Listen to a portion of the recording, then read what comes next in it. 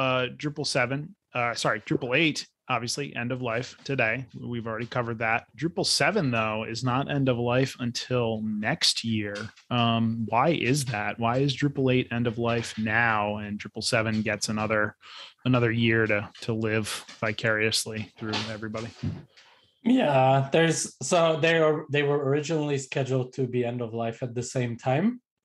For Drupal 8, we have kind of an external constraint for end of life in Drupal 8, because as we developed Drupal 8, we built in a lot of third-party components that we used a lot of third-party components to build Drupal 8, and that helped us that in a way that we didn't need to reinvent the wheel in a lot of ways.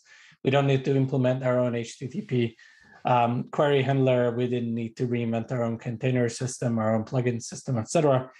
And where our own plugin system we built, but we used a lot of components from other systems.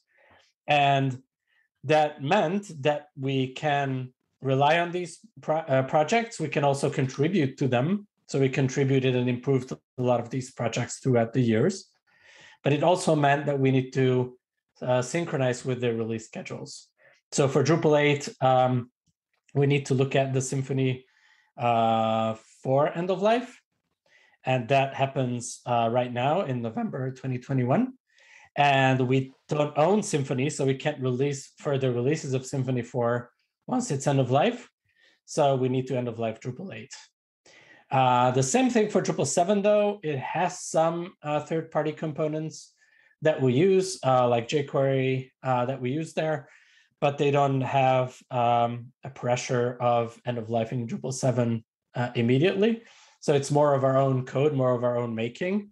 And so we have our own decision there when to end of life Drupal 7.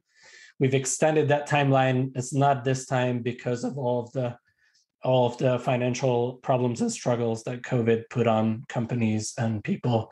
At this time, it was hard to say that when you need to let go of people because you don't have the money anymore to maintain your university site, then it wouldn't be fair to require you to move off of Drupal 7 right away. So one big difference too, I think, is going to be Drupal 8.